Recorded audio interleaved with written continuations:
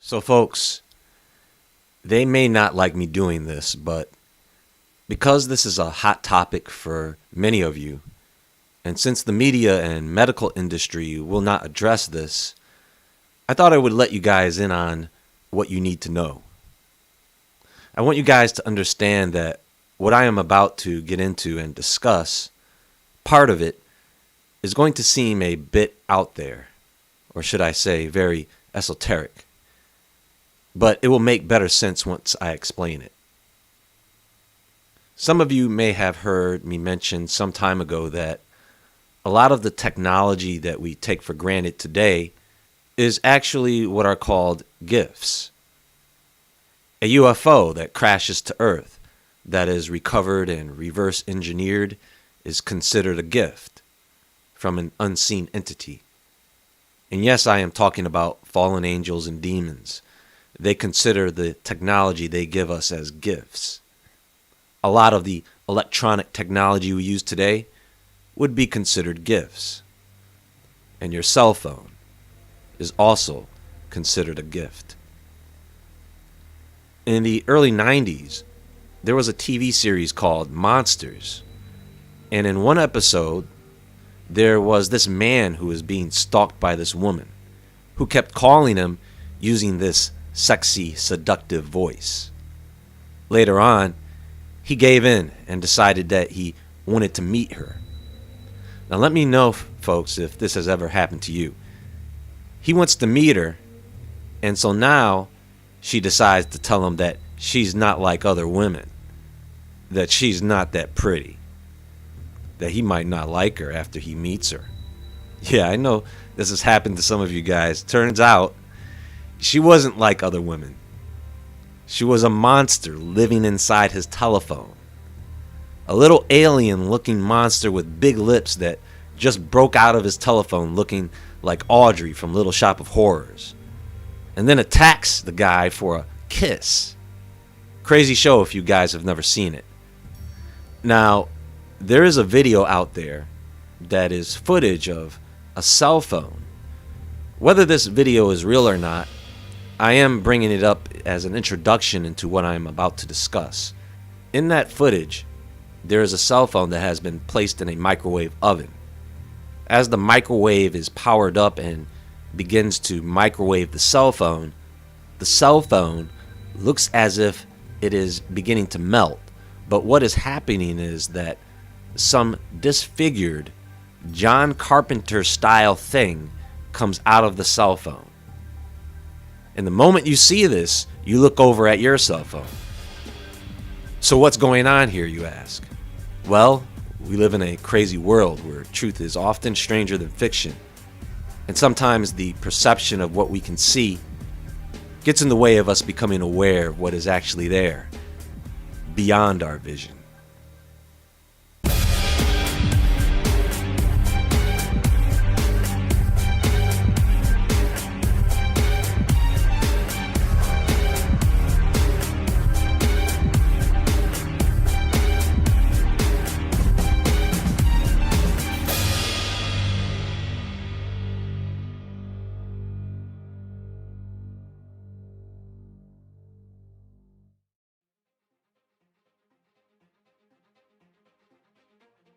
You know, you guys are going to learn about this crazy world or else.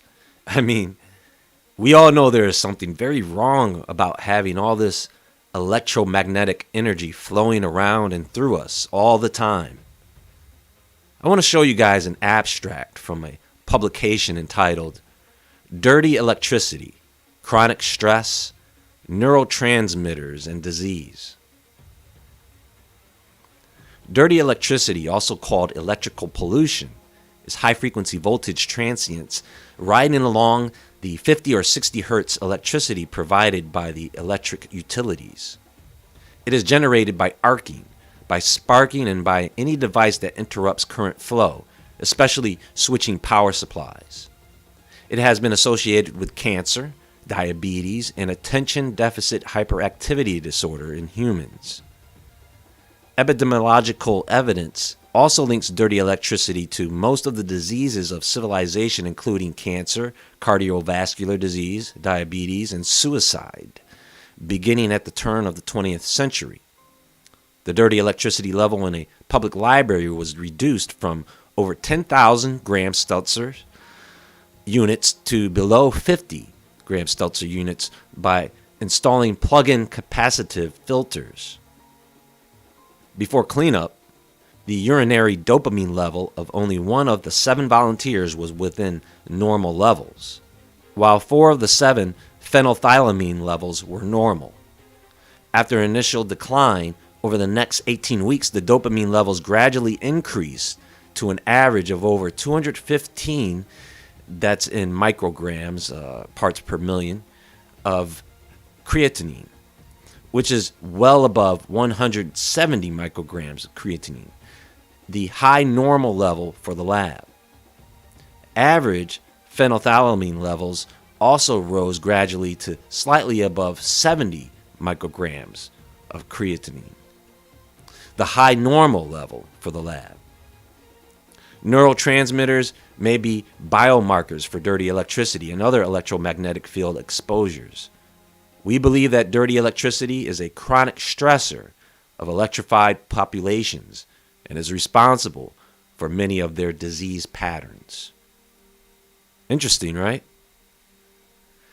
There was a video that was published back in 2011. I'll put the link in the description box below. It was put out by Francis Fox, a psychic investigator who has experience in the practice of remote viewing. Now, most of you are not psychics, so whether you agree with remote viewing or not, I just want to summarize her findings for the purpose of this presentation. In 1997, Fox used her remote viewing skills to look inside the bodies of 33 females. By the way, she is very much aware of the symbolism of numbers. Okay? So, she ended up sketching out 33 females from the ages of 9 to 65.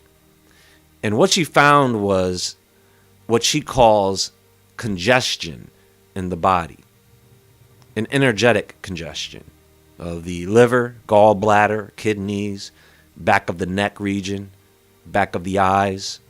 This congestion she describes as actually a precursor to disease.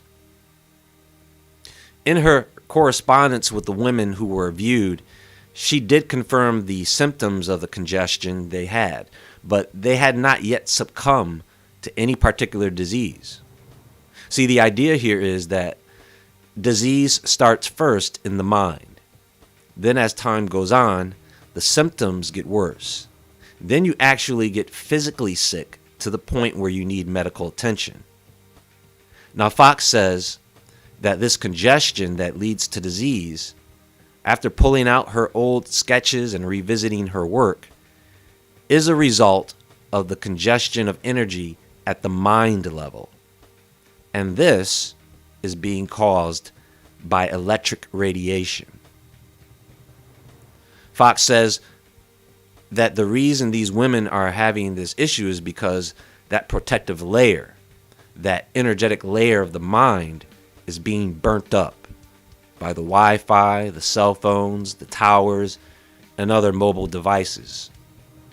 There was a woman who she had brought on the presentation and discovered that her congestion was likely due to her sitting next to her cell phone with a Bluetooth device in her ear for 5 hours a day.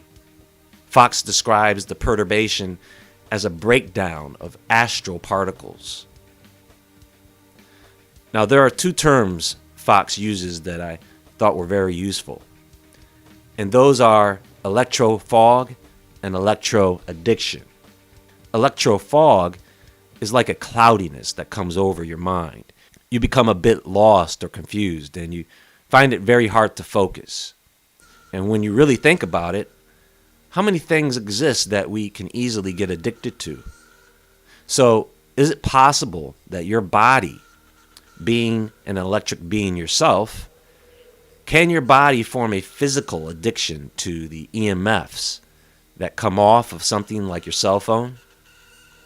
What if people are actually more addicted to the electricity, the EMFs that are emitted by the cell phone, than the actual cell phone apps or contacts they have stored in the phone. How many of you have heard of this before? Well, welcome to Woodward TV. But wait, it gets better. Most of you are familiar with or have heard of ley lines, right? And these are straight lines that are drawn between two historical structures, like the pyramids of Giza and the Mexican pyramid of the sun. You draw a straight line between those 2 points, and that's a ley line. Some say it is an energetic pathway as well. Think about it. These megalithic structures around the world do line up with the stars and with each other in some respects, right? Why is that? Why would they need to make those alignments? Why would they need those energetic paths from one place to another? Is it because those ley lines are used by evil spirits to travel around the earth? I mean, many of us already think that these places served as portals, right? Demonic spirits traveling from pyramid to pyramid instantaneously through ley line paths. Crazy, right? Wait, it gets crazier. Some believe that not only can these spirits travel along energetic ley lines through portals to get from one place to another, they can also travel through electromagnetic energy lines or electrical lines through computer port holes into your computer or mobile devices. You see, folks, I keep showing you guys symbolism used by mega corporations and even on devices. And these symbols are primarily used as incantations. And I wouldn't be surprised if spirits use these devices for just that purpose, to get to you. It makes you wonder, right? The number of times your phone has rung, maybe a number you didn't recognize. Is it possible that a few of those calls weren't from actual people? Forget about computer bots. How many times have you communicated with someone online, maybe on social media, who had no identity, meaning there was no picture, no description, no bio? You maybe only exchanged a brief message or two with that person. Maybe that person came across as strange. Maybe that tiny, brief encounter was strange. Maybe that other person wasn't another person. Again, I'm not talking about bots. It makes you wonder how many people out there are getting catfished by demons. Now, you're probably wondering, well, how does this type of thing make it into the design? How do these people know to engineer this stuff into the design and manufacturing? And all I can say is voices in the head. I mean, they are spirits. Their whole game is based on influence. Any of you ever try to take apart an iPhone? Especially one of these latest versions? You have to have the patience and skills of a heart surgeon to take apart one of these things without breaking it. And when you finally get it open, everything is plated. There's nothing you can fix inside. You can only really replace parts. Inside one of the latest versions of the iPhone, they use a A15 Bionic motherboard. For those of you who know what the word bionic means, the definition states that it is usually referring to an artificial limb, which makes sense, but it is a combination of something biological and electrical, mechanical. Don't worry, folks. There is more on this I want to share with you guys. I am going to stop here, though, and this should give you guys something interesting to look further into in the meantime. So there is definitely more to come all this week. Be sure to visit woodwardentertainment.com and the Woodward Entertainment store. You can follow me on Instagram at jwoodward. You know, folks, if someone is dying or in need of an emergency assistance, they should be calling 911 and not you. You can leave your cell phone by itself sometimes. Or better yet, you can leave it home sometimes. It won't kill you. or anybody that you're connected to. I haven't heard yet of anybody dying because they couldn't get a hold of a friend or relative, unless you count suicide, which apparently could be a side effect of cell phone EMFs. Stay awake, stay aware, and stay safe, friends. God bless, and I'll talk to you all soon.